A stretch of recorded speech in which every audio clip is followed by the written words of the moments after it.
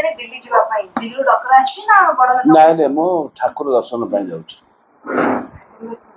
ଦିଲ୍ଲୀରୁ ନାଇଁ ସେ ପାଖରେ ପଡୁଛି। ଅନ୍ୟ ଏମଏଲଏ ବି ଆପଣଙ୍କ ସହ ଯାଉଛନ୍ତି ବୋଲି କହୁଛନ୍ତି। ନାଇଁ କିଏ କେଉଁ ମାନସିକରେ ଯାଉଛି କାହିଁ କିଏ ତ ଏମଏଲଏ ନାହାନ୍ତି। ଆଚ୍ଛା ବିଧାୟକ ଦଳ ନେତା କିଏ ହବ କଂଗ୍ରେସ ସେଟା ଦିଲ୍ଲୀ ସୋନିଆ ରାହୁଲ ଗାନ୍ଧୀ ନିଷ୍ପତ୍ତି ନେବେ କିଏ ହବ କିଏ କୋଉ ପଦପଦବୀ ପାଇବେ କିଏ ନାହିଁ ସେଟା ଗୋଟେ ରିଷ୍ଟ୍ରକ୍ଚର ହବ। ରାହୁଲ ଗାନ୍ଧୀ ନିଷ୍ପତ୍ତି ନେବେ। এটা ଆମ ହାତରେ କ'ଣ ଅଛି? ବିଧାୟକ ଦଳ କାଲି ଡାକିଥିଲେ ଏମଏଲଏ ମାନଙ୍କୁ ଇଣ୍ଡିଭିଜୁଆଲ ଯେ ଯାହାର ମତ ପୋଷଣ କରାଯାଇଛି କିନ୍ତୁ ରାହୁଲ ଗାନ୍ଧୀଙ୍କ ଉପରେ ଛଡ଼ାଯାଇଛି। ମେଜରିଟି ଅଫ ଏମଏଲଏ କ'ଣ କହୁଛନ୍ତି ଆପଣଙ୍କ ନାଁ ନାଇଁ ମୋ ନାଁ କହୁଛନ୍ତି ବୋଲି ତ ଚର୍ଚ୍ଚା ହଉଛି। ସିନିୟର ଏମଏଲଏ ଜୁନିୟର ଏମଏଲଏ ମୋ ନାଁ କହୁଛନ୍ତି ବୋଲି ତ ଚର୍ଚ୍ଚା ହଉଛି। ଆପଣ ଇଚ୍ଛୁକ ଅଛନ୍ତି? ଆପଣ ଇଚ୍ଛୁକ ଉତ୍ସାହିତ ଅଛନ୍ତି ତ? ମତେ ଯୋଉ ପଦପଦବୀ ଦେଲେ ମୁଁ କରିପାରିବି ସେ କାପାସିଟି ମତେ ଭଗବାନ ଦେଇଛନ୍ତି ଏବଂ ଜୟପୁରବାସୀ ଦେଇଛନ୍ତି। ମୁଁ ଇନକାପେବଲ ନୁହଁ।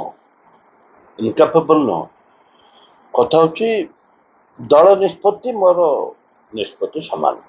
ବିଧାନସଭାକୁ ହୁଲସ୍ଥୁଲ କରିବ କଂଗ୍ରେସ ଆପଣ ବିଧାୟକ ଦଳ ନେତା ନିଶ୍ଚିତ ଭାବରେ ବିଧାୟକ ଦଳ ଯେତେବେଳେ ଦାୟିତ୍ୱ ମତେ ଦେବେ ନିଶ୍ଚିତ ଭାବରେ ଓଡ଼ିଶାରେ ମୁଁ ତ ଭର୍ତ୍ତି କରିବାର ମୋର ଅଭ୍ୟାସ ଅଛି ଏବଂ ଯୋଉଟା ଲୋକଙ୍କ ହିତ ପାଇଁ ଜନସାଧାରଣଙ୍କର ମଙ୍ଗଳ ପାଇଁ ରାଜ୍ୟର ମଙ୍ଗଳ ପାଇଁ ଗଠନମୂଳକ ଚିନ୍ତାଧାରାରେ ଲଢ଼େଇ ହେବ।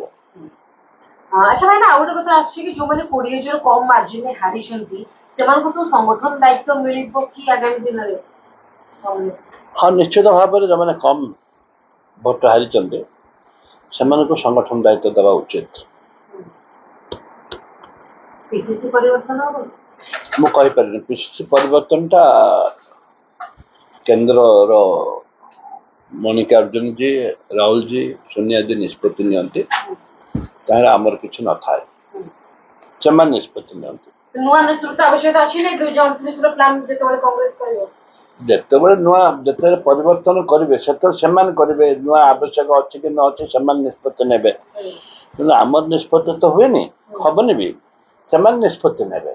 ମୋ ରାୟରେ କିଛି କହିବାର ନାହିଁ। ଆଚ୍ଛା ଭାଇନା ଗୋଟେ ଶେଷ ପ୍ରଶ୍ନ ସେଣ୍ଟର ବି କଂଗ୍ରେସ ଏଥର ଭଲ କରିଛି ରାଜ୍ୟରେ ବି ଆପଣମାନେ ଯୋଉମାନେ ଜିତୁଛନ୍ତି ନିଜ ଦମରେ ଭଲ କରିଛନ୍ତି ତ ଯାଇକି ଭେଟିବେ କି ରାହୁଲ ସୋନିଆ ମଲ୍ଲିକାର୍ଜୁନ? ହଁ ଏସବୁ ନିଶ୍ଚିତ ଭାବରେ ସବୁ ବିଧାୟକ ଦଳ ଯାଇକି ଦେଖା କରିବାର ଆଶା ଅଛି। ଯେତେବେଳେ ସିଆଡ଼ୁ ଆମେ ଡାକରା ଦଳ ନିଷ୍ପତ୍ତି ନେବ ସମସ୍ତଙ୍କୁ ଡାକରା ଆସିବ ସେତେବେଳେ ଯିବୁ।